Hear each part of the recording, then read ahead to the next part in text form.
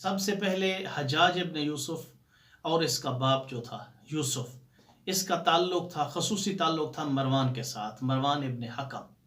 اور مروان ابن حکم کسی سے ڈھکا چھپا نہیں ہے۔ مروان اور اس کا باپ جو حکم تھا، اس کو رسول خدا صلی اللہ علیہ وآلہ وسلم نے مدینہ سے جلا وطن کر دیا تھا، کیونکہ وہ سازشیں کرتا تھا اس طرح کی، اور رسول خدا اس کو ناپسند کرتے تھے، اس لیے انہوں نے جلا وطن کر دیا تھا۔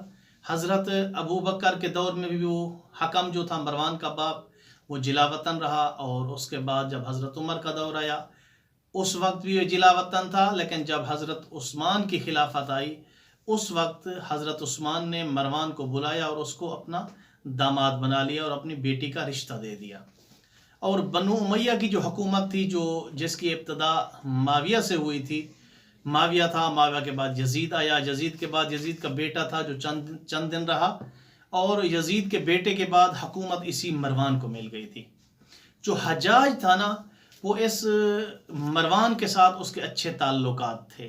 سب سے پہلے مروان نے حجاج کو اپنی پولیس میں داخل کیا، پولیس میں افسر رکھا۔ اچھا، جب مروان چلا گیا تو مروان کے بعد اس کا بیٹا تھا عبد الملک بن مروان، عبد الملک اس کا نام تھا۔ یہ جو عبد الملک ہے، اس کے بھی جو ہے نا حجاج کے اس کے ساتھ بھی اچھے تعلقات تھے۔ سب سے پہلے جو اس نے کام لیا اس سے حجاج سے، وہ یہ تھا کہ فلسطین میں اس کو بھیجا۔ اس کا بھائی تھا ملک کا، یعنی عبد الملک کا، فلسطین کچھ محاذ کے لیے، تو اس کو بھی ساتھ بھیجا۔ جب اس پہ اس کا اعتبار بڑھ گیا حجاج کے اوپر، تو جو ہی فلسطین سے واپس آیا حجاج ابن یوسف، تو عبد الملک بن مروان نے اس کو مدینہ منورہ، مکہ مکرمہ، یمن، یمامہ اور اس کے علاوہ بہت سارے علاقوں کی حکومت دے دی، یعنی حاکم بنا دیا، گورنر بنا دیا بہت سارے علاقوں کا۔ اور اس بندے کے بارے میں جو علماء نے لکھا ہے نا، وہ انتہائی سنگین ہے۔ یعنی یہ بندہ انتہائی شفاق انسان تھا۔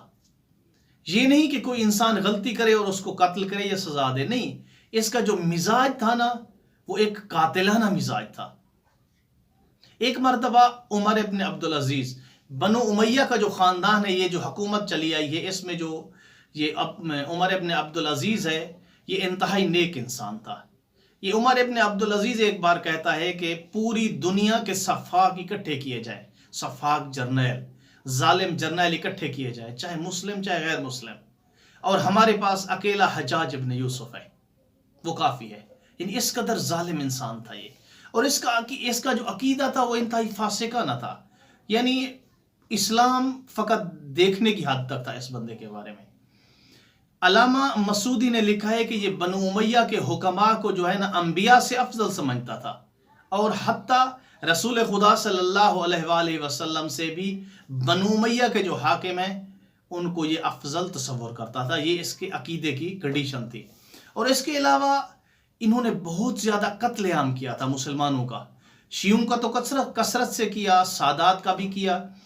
علامہ مسعودی لکھتے ہیں کہ اس کے قید خانے کے اندر نا 50,000 لوگ قید تھے، ان میں جو ہے نا 30,000 خواتین تھی، اور 30,000 خواتین میں 16,000 خواتین ایسی تھیں جن کے جسم پہ لباس نہیں تھے۔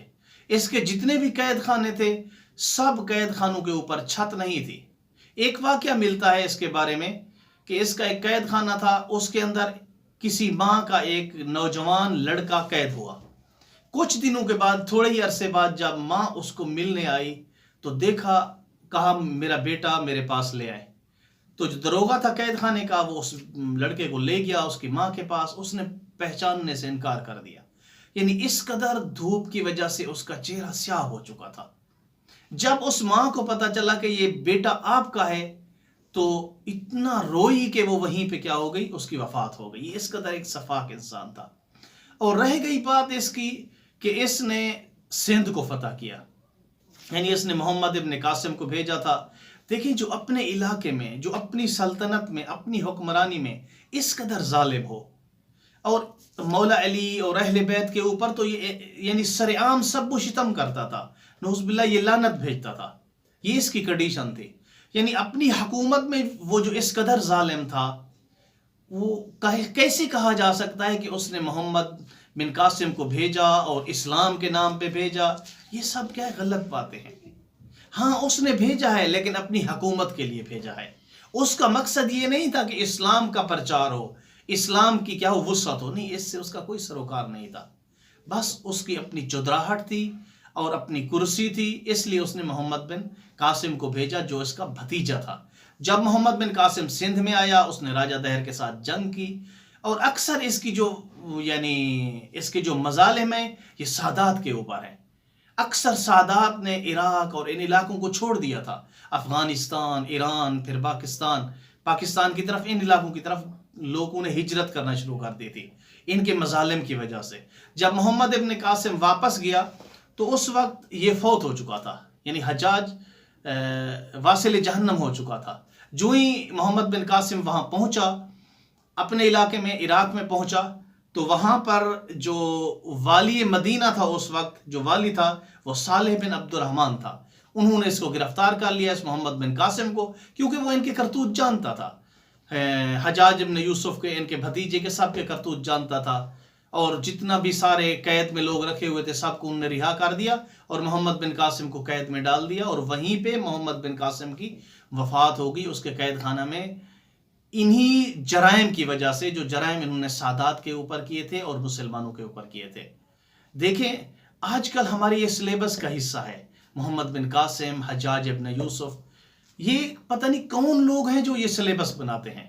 ان کو سوچنا چاہیے کہ اس طرح کا سلیبس اپنے نوجوانوں کو نہ پڑھائیں، اہل بیت کا سلیبس پڑھائیں، ان اصحاب کرام کا پڑھائیں جو رسول خدا کے حقیقی پیروکار تھے۔ ان سلیبس سے لوگوں کو بچائیں۔ والحمدللہ رب العالمین۔